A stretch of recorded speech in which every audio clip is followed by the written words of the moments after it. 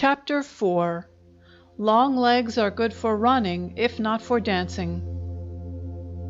Mistress B.A. was a fat woman who honored her husband, delighted in her daughter, and fed her field hands as no other housewife did for miles around.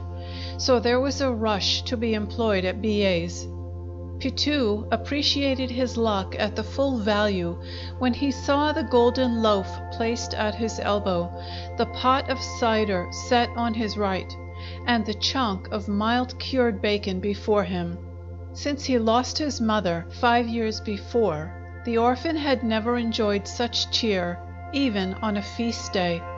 He remembered, too, that his new duties of neatherd and shepherd had been fulfilled by gods and demigods. Besides, Mrs. B.A. had the management of the kine, and orders were not harsh from Catherine's mouth. "You shall stay here," said she. "I have made father understand that you are good for a heap of things. For instance, you can keep the accounts." "Well, I know the 4 rules of arithmetic," said Pitou proudly. "You are one ahead of me. Here you stay." "I am glad, for I could not live afar from you." "Oh, I beg pardon, but that came from my heart." "I do not bear you ill will for that," said Catherine. "It is not your fault if you like us here." Poor young lambs, they say so much in so few words. So Pitou did much of Catherine's work, and she had more time to make pretty caps and titivate herself up, to use her mother's words. "I think you prettier without a cap on," he remarked. "You may, but your taste is not the rule. I cannot go over to the town and dance without a cap on." "That is all very well for fine ladies, who have the right to go bareheaded and wear powder on the hair." "You beat them all without powder." "Compliments again. Did you learn to make them at Fortier's?" "No, he taught nothing like that." "Dancing?" "Lord help us, dancing at Fortier's. He made us cut capers at the end of the birch." "So you do not know how to dance? Still, you shall come along with me on Sunday, and see Master Isidore Charny dance. He is the best dancer of all the gentlemen round here." "Who is he?" "Owner of Boursienne Manor. He will dance with me next Sunday." Pitou's heart shrank without his knowing why. "So you make yourself lovely to dance with him?" he inquired. "With him and all the rest. You too, if you like to learn." Next day he applied himself to the new accomplishment, and had to acknowledge that tuition is agreeable according to the tutor. In 2 hours he had a very good idea of the art. "Ah, if you had taught me Latin, I don't believe I should have made so many mistakes," he sighed. "But then you would be a priest and be shut up in an ugly old monastery where no women are allowed." "That's so. Well, I am not sorry I am not to be a priest." At breakfast, B.A. reminded his new man that the reading of the Gilbert pamphlet was to take place in the barn at 10 a.m. next day. "That was the hour for Mass," Pitou objected. "Just why I pitch on it, to test my lads," replied the farmer. B.A. detested religious leaders as the apostles of tyranny, and seized the opportunity of setting up one altar against another. His wife and daughter raising some remonstrance, he said that church was good enough for women folks, no doubt, and they might go and sleep away their time there, but it suited men to hear stronger stuff, or else the men should not work on his land. B.A. was a despot in his house. Only Catherine ever coped with him, and she was hushed when he frowned. But she thought to gain something for Pitou on the occasion. She pointed out that the doctrines might suffer by the mouthpiece, that the reader was too shabby for the phrases to make a mark. So Pitou was agreeably surprised when Sunday morning came round to see the tailor enter while he was ruminating how he could clean up, and lay on a chair a coat and breeches of sky-blue cloth, and a long waistcoat of white and pink stripes. At the same time, a housemaid came in to put on another chair opposite the first, a shirt and a neckcloth. If the former fitted, she was to make half a dozen. It was the day for surprises. Behind the two came the hatter, who brought a three-cocked hat of the latest fashion, so full of style and elegance that nothing better was worn in Villers Cotterets. The only trouble was that the shoes were too small for Ange. The man had made them on the last of his son, who was 4 years the senior of Pitou. This superiority of our friend made him proud for a space, but it was spoilt by his fear that he would have to go to the ball in his old shoes, which would mar the new suit. This uneasiness was of short duration. A pair of shoes sent for Father Billet were brought at the same time, and they fitted Pitou, a fact kept hidden from Billet, who might not like his new man literally stepping into his own shoes.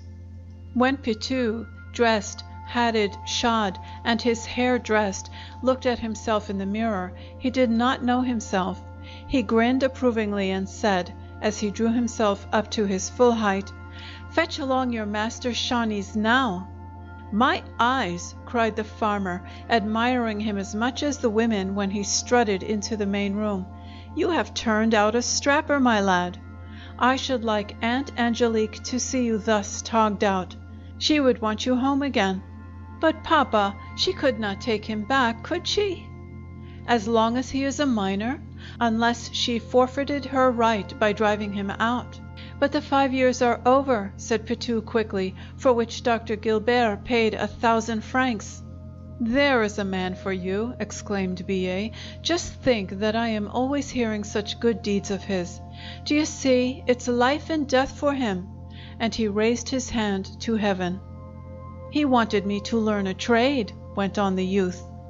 "Quite right of him. See how the best intentions are given a twist. 1,000 francs are left to fit a lad for the battle of life, and they put him in a priest's school to make a psalm singer of him. How much did your aunt give old Fortier?" "Nothing." "Then she pocketed Master Gilbert's money?" "It is likely enough. Mark ye, Pitou, I have a bit of a hint to give you. When the old humbug of a saint cracks her whistle, look into the boxes, demijohns, and old crocks, for she has been hiding her savings. But to business. Have you the Gilbert book?" "Here, in my pocket." "Have you thought the matter over, father?" said Catherine. "Good actions do not want any thought," replied the farmer. "The doctor bade me have the book read, and the good principles sown. The book shall be read, and the principles scattered." "But we can go to church," ventured the maid timidly. "Mother and you can go to the pew, yes, but we men have better to do. Come alone, Pitou, my man." Pitou bowed to the ladies as well as the tight coat allowed, and followed the farmer, proud to be called a man. The gathering in the barn was numerous. Billet was highly esteemed by his hired men, and they did not mind his roaring at them as long as he boarded and lodged them bounteously. So they had all hastened to come at his invitation. Besides, at this period, the strange fever ran through France felt when a nation is going to go to work. New and strange words were current in mouths never pronouncing them. Freedom, independence, emancipation were heard not only among the lower classes, but from the nobility in the first place, so that the popular voice was but their echo. From the west came the light which illumined before it burnt. The sun rose in the great Republic of America, which was to be in its round a vast conflagration for France, by the beams of which frightened nations were to see freedom inscribed in letters of blood. So political meetings were less rare than might be supposed. Apostles of an unknown deity sprang up from heaven knows where, and went from town to town, disseminating words of hope. Those at the head of the government found certain wheels clogged without understanding where the hindrance lay. Opposition was in all minds before it appeared in hands and limbs, but it was present, sensible, and the more menacing as it was intangible, like a spectre, and could be premised before it was grappled with. 20 and more farmers, field hands, and neighbors of Billet were in the barn. When their friend walked in with Pitou, all heads were uncovered and all hats waved at arm's length. It was plain that these men were willing to die at the master's call. The farmer explained that the book was by Dr. Gilbert, which the young man was about to read out. The doctor was well known in the district where he owned much land, while Billet was his principal tenant. A cask was ready for the reader, who scrambled upon it and began his task. Common folks, I may almost say people in general, listen with the most attention to words they do not clearly understand. The full sense of the pamphlet escaped the keenest wits here, and Billet's as well.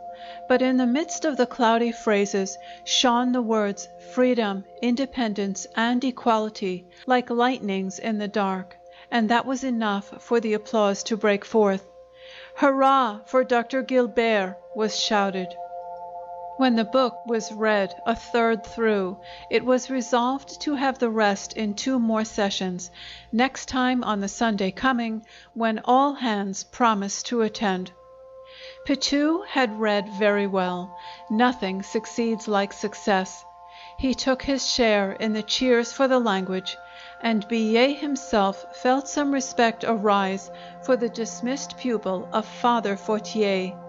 One thing was lacking to Ange, that Catherine had not witnessed his oratorical triumph. But Billet hastened to impart his pleasure to his wife and daughter. Mother Billet said nothing, being a woman of narrow mind. "I am afraid you will get into trouble," sighed Catherine, smiling sadly. "Pshaw! Playing the bird of ill omen again. Let me tell you that I like larks better than owls." "Father, I had warning that you were looked upon suspiciously." "Who said so?" "A friend." "Advice ought to be thanked. Tell me the friend's name." "He ought to be well informed, as it is Viscount Isidore Charny." "What makes that scented dandy meddle with such matters? Does he give me advice on the way I should think? Do I suggest how he should cut his coat? It seems to me that it would be only tarring him with the same brush." "I am not telling you this to vex you, father, but the advice is given with good intention." "I will give him a piece, and you can transmit it with my compliments. Let him and his upper class look to themselves. The National Assembly is going to give them a shaking up, and the question will be roughly handled of the royal pets and favorites. Warning to his brother George, the Count of Charny, who is one of the gang, and on very close terms with the Austrian leech." "Father, you have more experience than we, and you can act as you please," returned the girl. "Indeed," said Pitou in a low voice, "why does this Charny fop shove in his oar anyhow?" For he was filled with arrogance from his success. Catherine did not hear, or pretended not, and the subject dropped. Pitou thought the dinner lasted a long time, as he was in a hurry to go off with Catherine and show his finery at the rustic ball. Catherine looked charming. She was a pretty, black-eyed, but fair girl, slender and flexible as the willows shading the farm's spring. She had tricked herself out with the natural daintiness setting off all her advantages, and the little cap she had made for herself suited her wonderfully. Almost the first of the stray gentlemen who condescended to patronize the popular amusement was a young man whom Pitou guessed to be Isidore Charny. He was a handsome young blade of 23 or so, graceful in every movement like those brought up in aristocratic education from the cradle. Besides, he was one of those who wear dress to the best harmony. On seeing his hands and feet, Pitou began to be less proud over nature's prodigality towards him in these respects. He looked down at his legs with the eye of the stag in the fable. He sighed when Catherine wished to know why he was so glum. But honest Pitou, after being forced to own the superiority of Charny as a beauty, had to do so as a dancer. Dancing was part of the training then. Losum owed his fortune at court to his skill in a coranto in the royal quadrille. More than one other nobleman had won his way by the manner of treading a measure and arching the instep. The Viscount was a model of grace and perfection. "Lord a mercy," sighed Pitou, when Catherine returned to him, "I shall never dare to dance with you after seeing Lord Charny at it." Catherine did not answer, as she was too good to tell a lie. She stared at the speaker, for he was suddenly becoming a man. He could feel jealousy.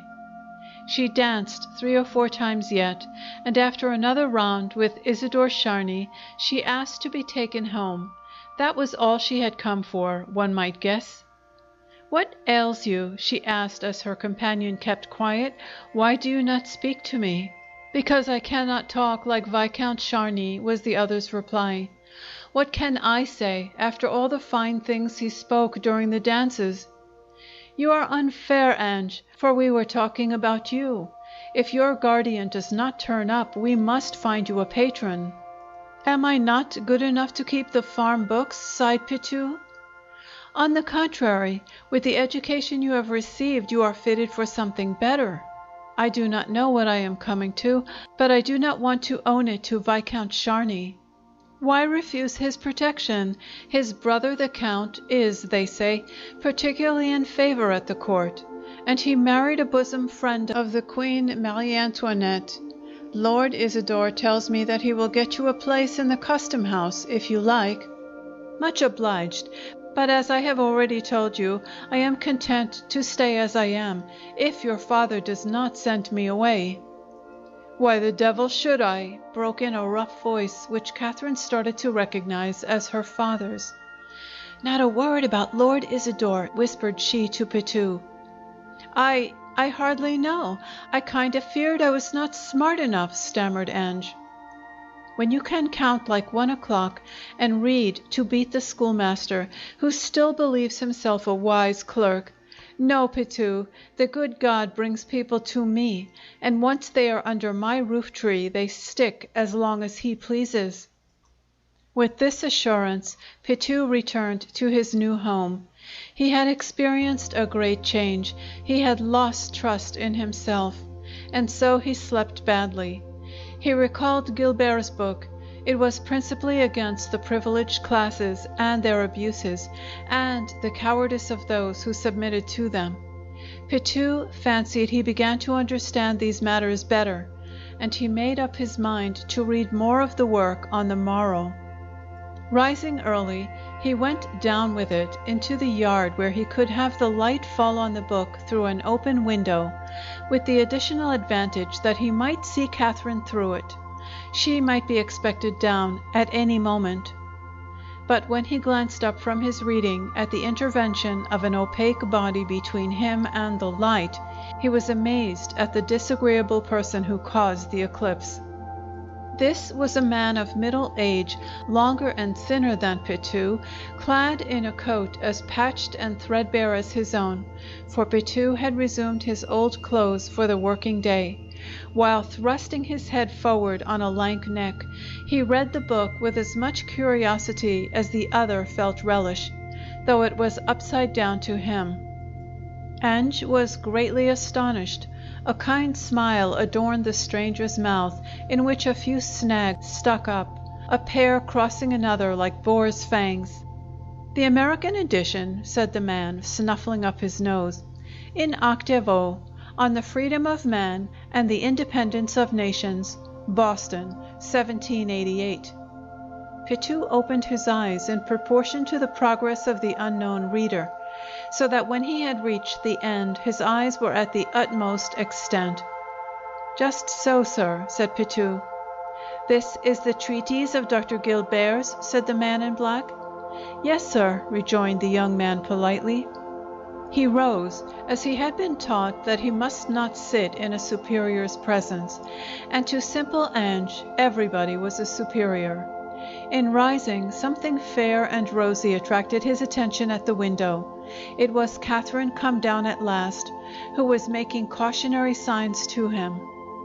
"I do not want to be inquisitive, sir, but I should like to know whose book this is," remarked the stranger, pointing at the book without touching it, as it was between Pitu's hands.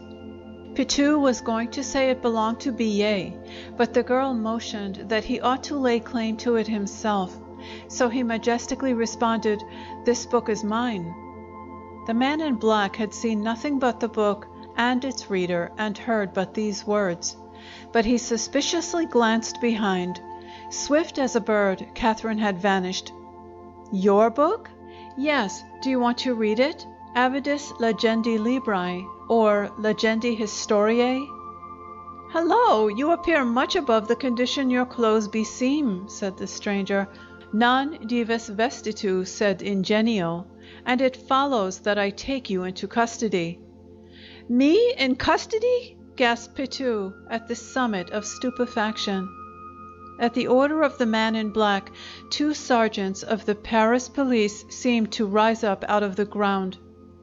"Let us draw up a report," said the man, while one of the constables bound Pitu's hands by a rope and took the book into his own possession, and the other secured the prisoner to a ring happening to be by the window. Pitu was going to bellow, but the same person who had already so influenced him seemed to hint he should submit. He submitted with a docility enchanting the policeman, and the man in a black suit in particular. Hence, without any distrust, they walked into the farmhouse, where the 2 policemen took seats at a table, while the other, we shall know what he was after presently. Scarcely had the trio gone in than Pitu heard the voice, "Hold up your hands." He raised them, and his head as well, and saw Catherine's pale and frightened face. In her hand she held a knife. Pitu rose on tiptoe, and she cut the rope round his wrists. "Take the knife," she said, "and cut yourself free from the ring bolt." Pitu did not wait for twice telling, but found himself wholly free. "Here is a double louis," went on the girl. "You have good legs. Make away. Go to Paris and warn the doctor." She could not conclude, for the constables appeared again as the coin fell at Pitu's feet. He picked it up quickly. Indeed, the armed constables stood on the sill for an instant, astounded to see the man free whom they had left bound. But as the dogs least stir the hair bolts. At the first move of the police, Pitu made a prodigious leap and was on the other side of the hedge. They uttered a yell which brought out the corporal, who held a little casket under the arm. He lost no time in speech-making, but darted after the escaped one. His men followed his example, but they were not able to jump the hedge and ditch like Pitu, and were forced to go roundabout. But when they got over, they beheld the youth 500 paces off on the meadow, tearing away directly to the woods, a quarter of a league distant, which he would gain in a short time.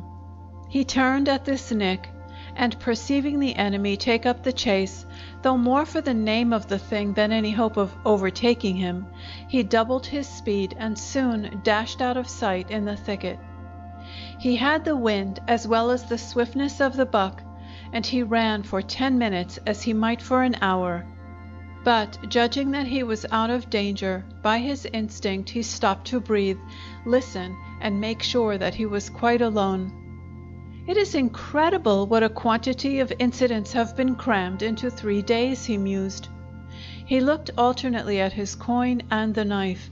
"I must find time to change the gold, and give Miss Catherine a penny for the knife, for fear it will cut our friendship. Never mind, since she bade me go to Paris, I shall go." On making out where he was, he struck a straight line over the heath to come out on the Paris highroad. End of Chapter 4.